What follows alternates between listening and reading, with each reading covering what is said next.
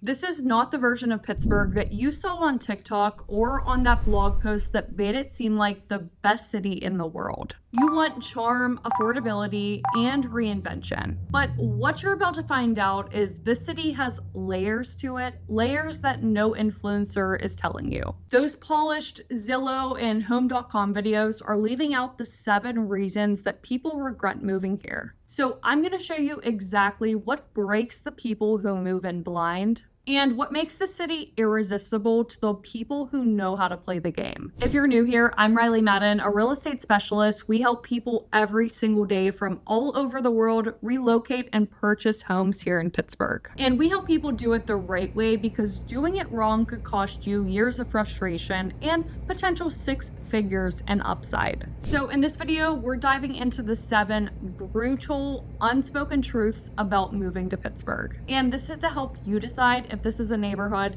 that you could see yourself living or not. We're here to honestly help provide you brutal transparency because that's what we're all about. Over communication and making sure that this is a right fit for you and your family and whoever is moving here to Pittsburgh or considering it. And we're getting right into it with number 1. So this is something I like to call if you can't handle neighborhood whiplash. If you don't see this neighborhood whiplash coming, it could cost you 6 figures before you even realize that you messed up. So basically what this means is Pittsburgh does not have clean lines. We are not Orange County. And the next, almost like a cautionary tale from a foreclosure documentary. I actually had a client who was coming from Manhattan. He was actually an architect and was looking for something more modern but with historic bones. So one of the first places I recommended was Highland Park, especially based on his other criteria as well. You know, that neighborly feel, East End, some nature, and close to his workplace. And we toured a beautiful house in Highland Park. I mean, it had the oversized windows, the exposed brick, beautiful views, and beautiful outdoor space, especially for being in a city. And the asking price was like $1.25 million. And he was literally ready to submit this offer. Until we parked, took a look at the map, realized what section we were in, and wanted him to do a bit more due diligence on the street by street, check out the neighborhoods, and come back at night, check around, walk around. And this is what I do with every client, especially when I know safety is a priority. Not only do we provide resources, but true in-person guidance to make sure that they're making the best decision they can make. And here you have it. 1 street away, there was 2 halfway houses that were boarded up and did not look the best. And they both were foreclosures for extremely low prices. And then I pulled the values of the properties on the exact street he was looking, because a lot of these neighborhoods are street by street basis. So you really need to contact a professional if you want to understand the market, understand the neighborhoods, and understand what is going to be a good fit for your priorities. But after I sent him some comps and realized that this was the highest price within that quarter mile, I advised him to look into different parts of Highland Park along with Shady Side, where he actually ended up with a property that was over $1 million, but everywhere around it was over $1 million too. And there was no beat up homes. All the yards were very well maintained, all the outsides were very well maintained, and it was a much better fit, because we always say it's not best to be the best home in the worst neighborhood. It's really not good to be the best home in the neighborhood. You kind of want to be the worst home in the neighborhood if you're looking for long-term value, equity, and appreciation. So paying $1.25 million when over the street, there were some things that were really going to mess with his peace of mind, and also potentially the values bringing down for potential resale in the future. So he is so grateful that I stopped him there, and so happy in Shady Side. And I am so happy for him too. And that's really what we're very thorough with, is knowing street by street what you should be looking at. And if it's something that doesn't align with what you told me you're looking for, then we are the first to call you out. And It's just that most people think real estate's about bedrooms and bathrooms. But when you're relocating, it's not as much about square footage, but more about psychological congruence. What you see outside your front window has to match how you feel inside your home. Otherwise, you could be anxious every time you leave your house. Buying a home in Pittsburgh, you could kind of say it's like investing in a startup. If you only look at the product, but you ignore the leadership, the market, and the burn rate, you probably shouldn't be investing. Here, it's kind of like the product is the home. The leadership, that's the community. The market, that's the surrounding blocks. And the burn rate, that's how fast or slow an area is improving or deteriorating. And here's a rule I give every client. Before we even view the house, go to it, check out the neighborhoods, drive around, take a walk 360 degrees, at least 2 blocks in every direction, and we'll be able to give our honest feedback based on the property and the location that we see. My dad's been investing in Pittsburgh real estate for over 30 years. I've been in every house growing up since a little girl, in every neighborhood I can imagine, not only buying these properties, but also fixing them up, flipping them, learning the inner workings of properties, and then reselling them. But not just that, on top of his construction and roofing company, we've probably been in half of the homes in all of Pittsburgh and all of its suburbs. And I'll tell you, I know every single neighborhood, every single street. If you tell me 2 or 3 things you're looking for, not only could I pinpoint the exact street that's going to be a fit for you, but I can actually pinpoint the exact house if you give us your criteria. Because of our extensive knowledge in the Pittsburgh market, in all of these neighborhoods, and especially in all of the suburbs. I mean, I've been in every single one, not only selling real estate, but investing in it, understanding the values, and understanding the improving areas, the deteriorating areas, where you want to live and where you don't want to live. And like we said, Pittsburgh is really neighborhood by neighborhood, and a lot of these neighborhoods are street by street. So it's very important to do your due diligence before you end up somewhere that you shouldn't be. But if that doesn't scare you off, good, because next we're talking about something that cannot be fixed with money. But it's the number one reason people feel lonely here, even when they end up in a nice part of town, which is they want to be entertained but not embedded. But here's the truth. Pittsburgh is one of the most welcoming cities in America. But if you move here expecting to be entertained like it's a resort, you'll miss the magic that's wanting to pull you in. This isn't a city where people perform hospitality, but it's baked in already. You'll find yourself having conversations at the hardware store, getting invited to people's backyard barbecue that you met once for a few minutes. And if you smile at someone at Giant Eagle or the local grocery store, they'll probably ask you about your family. Even though it's a big city, it's a very small town feel, and you probably can't go somewhere without seeing someone you know if you're in that part of town. So there's pros and cons to it. I would say the pros far outweigh the cons because a lot of other cities are losing their community, they're losing the warmth, they're losing the person-to-person connection. But Pittsburgh, everyone who's moved here said the people are the reason this place is so amazing. They are so kind, they are so welcoming, they are so neighborly, and it's honestly comforting to be around such great people. I had a family move from San Diego at the beginning of this year, and they're more used to privacy, distance, and people doing their own things. But their first weekend in the city, they called me and told me that not 1, not 2, not 3, but 4 different neighbors showed up with food for them. And one told them that they rotate shoveling the snow. It's not any system, but they just look out for each other. And the mom literally called me. She was on the verge of tears because nobody's ever treated her like that in California. She said, "I'm not used to people caring like this." And that's Pittsburgh. It welcomes you fast and with wide open arms. And this is funny because I hear this literally all the time with tons of our clients moving from out of state.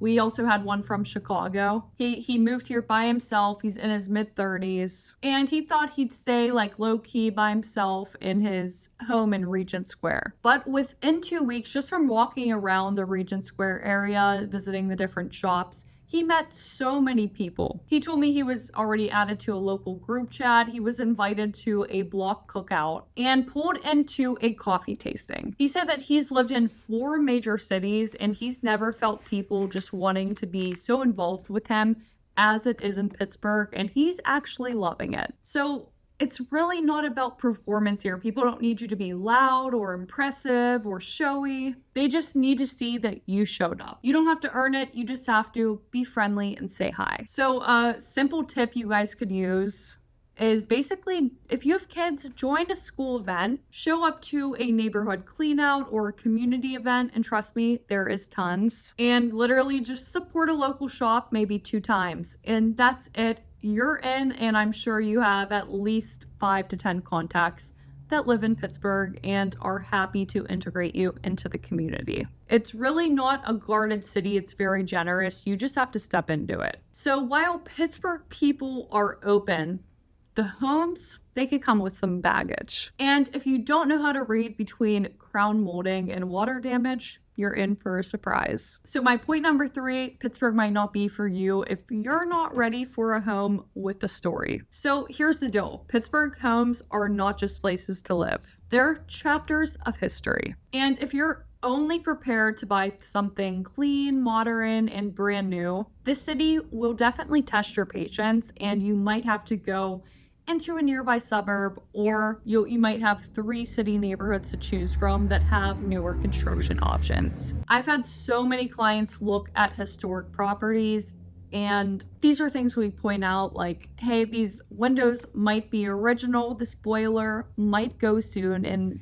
I mean, that could be $14,000 to $30,000 right there. So what I always advise is, if you are looking into historic homes and you have a certain amount of house budget you want to stay within, look under that price and put some money away for repairs that will need to happen, or just maintenance down the line. Not just repairs, because these things could be negotiated through the inspection period with the sellers, but really looking out for that maintenance and looking at the long-term vision and long-term maintenance these properties will require. And you have a lot of terracotta rusted sewer lines. You have a lot of knob and tube wiring behind the walls. So these things should be on your mind when you're viewing the house, and try to think, even though like buying a house is an emotional process, it's beautiful and it's a new journey you're going on. That's why I'm here to give you some of the warnings behind these beautiful historic homes and just the reality of things that might need done in the near future. But that being said, we do have a lot of new construction options. We showcase it on our videos. You could check the link below or check our channel, Living in Pittsburgh. You'll see some beautiful new construction homes. Feels like you're in California or Florida, but we do have a ton of historic properties. And the advantage to that is these homes are built to last. They do not use the same material anymore. I mean, they used the most durable material back in the day. And if you get a good property, I always just like to look as plumbing, electrical, roof, and mechanics, and foundation. Let's take a look at these major items to try to get a gauge before the inspections, and the inspector comes in and saves the day with all of these different, with taking a further look into everything for you, so that you have a better idea what things are going to be a red flag, what things are going to cost, and how can we negotiate this with the seller. And if you're still here, then great, because we're diving into something even trickier than older homes. How Pittsburgh's transformation could either make you rich or make you run.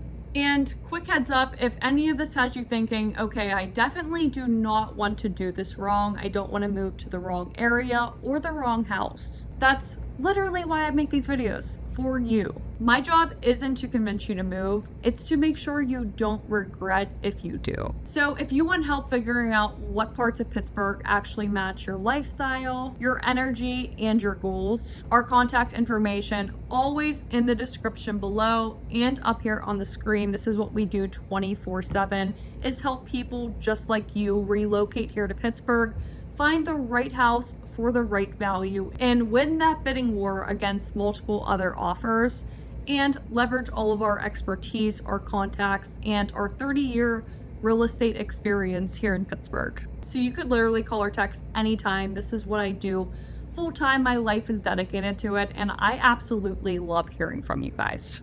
Okay, next, Pittsburgh might not be for you if you hate change. Pittsburgh feels almost different every time you visit, and it's because it is. The city is basically shifting under our feet, and if that makes you nervous, then you might want to pay attention to this. Pittsburgh is not slowing down. Not only has it reinvented itself with healthcare, with technology, now AI being a crucial part of this, and Carnegie Mellon bringing in so many intelligent people and intelligent workers to really integrate this AI and transform the world with it. I had a couple move from Virginia, and they wanted something fresh, walkable, lively, and with potential for growth. They wanted something very up and coming. And there was a stunning modern townhome in the East Liberty neighborhood. And I warned them, there's a major apartment development that's set to break ground next year. It's going to be noisy, but hear me out, it's going to raise your property prices very fast if you could stick with it. They moved forward with it. They understood the risks, and they were excited actually, because they felt like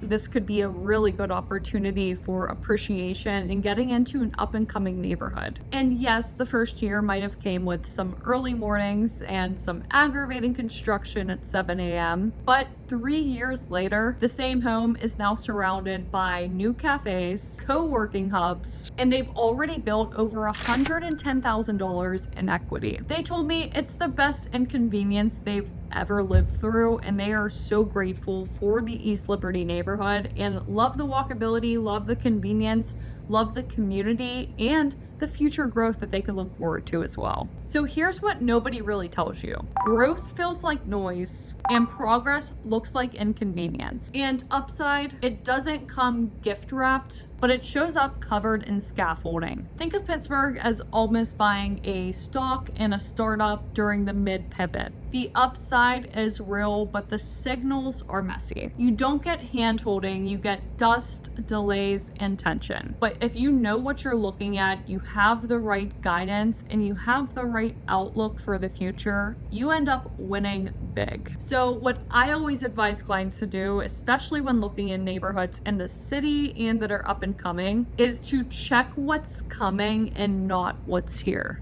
Was there new permits filed in the past year? Any capital backed projects that are in the pipeline? And what's the average days on market in this zip code in the past 2 years? You're not just buying a street, you're buying the future condition of the neighborhood. And if you miss the timeline, you miss the return. And here's something else. A lot of people come to Pittsburgh looking for polish. You see Wexford, Shady Side, Squirrel Hill. There is some polished neighborhoods that are beautiful, charming, beautiful homes, great amenities, and really great schools and great convenience. But there's a lot of parts of Pittsburgh that are not polished, and that's exactly why it works. And if you're waiting for every part of Pittsburgh to be polished, you will miss everything that Pittsburgh is worth moving for. The city's not trying to impress you, it's inviting you to help build it. A lot of cities that our clients move from are more turnkey Airbnbs. But Pittsburgh, it's like buying into a loft that you get to design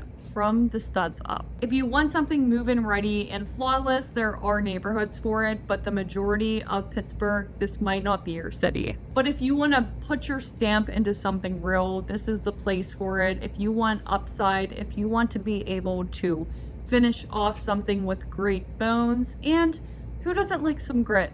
We all could appreciate hard workers and a city on the come up. It's so exciting. There's not many cities like it.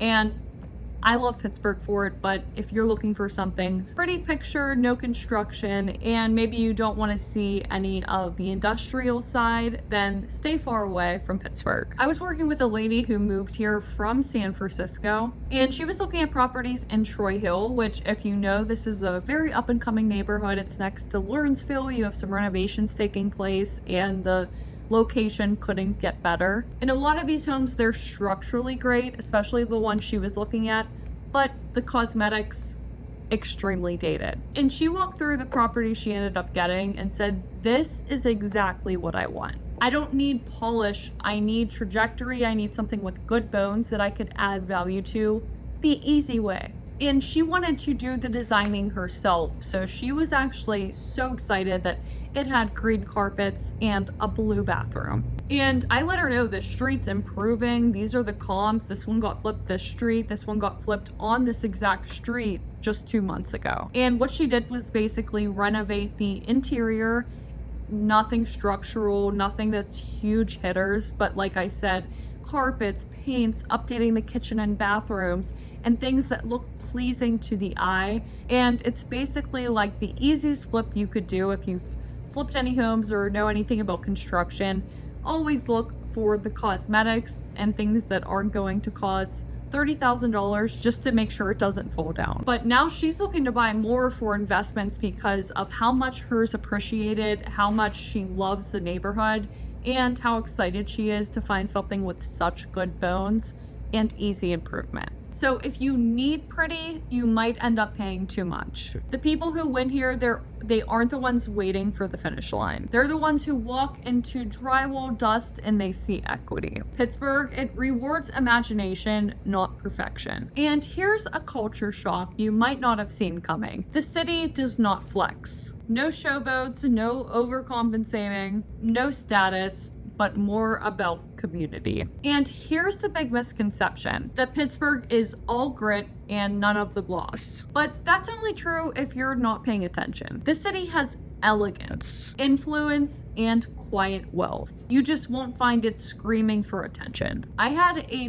big tech CEO move here last year, and he asked basically in the nicest words, where are the people who don't want to be seen but run the room? And I knew exactly where to place him. Fox Chapel was an area that came to mind because of the private golf, generational estates, and schools that produce Ivy League pipelines. The land, the country club, and the access to everything you need was the perfect fit for him. And we toured a few areas, so Wickley, Wexford, but he ended up loving the first one I said, which was Fox Chapel. And he literally bought something within 2 weeks after we first toured the area. Because once he saw it, he got it. Pittsburgh doesn't advertise its power, it hides on purpose. The wealth here is more intentional, old money, and earned. It shows up in places like Shady Side, some parts of Mount Lebanon, and definitely Sewickley. You just have to know where to look and know what your overall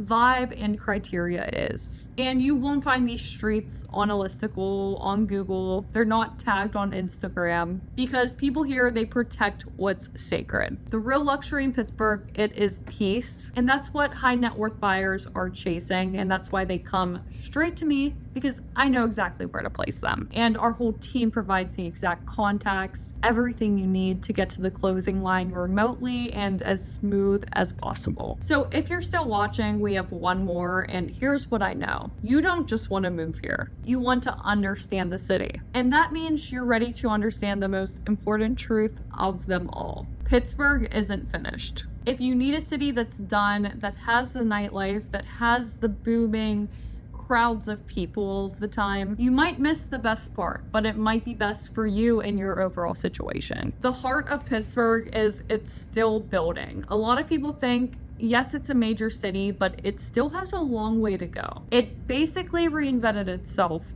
as a Rust Belt city into now a tech and healthcare hub, and there's still a lot more reinventing to go to make it somewhere comparable to anywhere near New York, Seattle, Washington, any of these places. It's going to need at least another 5 to 10 years. There definitely are a lot of fully developed neighborhoods, tree-lined, private, luxurious, but there are also corridors of momentum where homes are rising, small businesses are launching, and culture is being carved out. You could have stability and opportunity here. You just have to know where to look. One of my clients, his name is Austin, and he's coming from Austin, Texas, and this is who I just talked to right before I started this video. He's under contract on a house, and he said he wants his home to be finished, but he wants his city to be hungry. And he's moving to Pittsburgh because of the startup spirit, because of the quietness, the cost of living, and a place where he could really work on his business, be in peace, and not be surrounded by so much noise, but have that grit and that hardworking energy all around him. And we found him exactly that. It's a polished property, it's brand new, but it's on the edge of a rising creative district. It has walkability, parks nearby, and he is so excited to finally move in. So if you're the kind of person who wants maybe a complete home or even a fixer-upper, but a city with heart to it, a city that's evolving, that's changing, and that has amazing people, Pittsburgh is your move. And if you want help finding your balance between leverage and luxury, then reach out. Our contact information down on the screen, up here on the screen, and down in the description below. Because I don't just help people buy here, I help them belong and truly spend one-on-one time figuring out what is the best for you. We break down absolutely everything, every neighborhood, every section to make sure that you're getting into a neighborhood that's going to support your goals. So reach out anytime, and if you want more information on Pittsburgh's housing market, any information on our different neighborhoods, our real estate market, and our suburbs, we have full tours all on this channel, and we post weekly videos, so make sure to subscribe and watch those videos there, and we'll see you in the next one.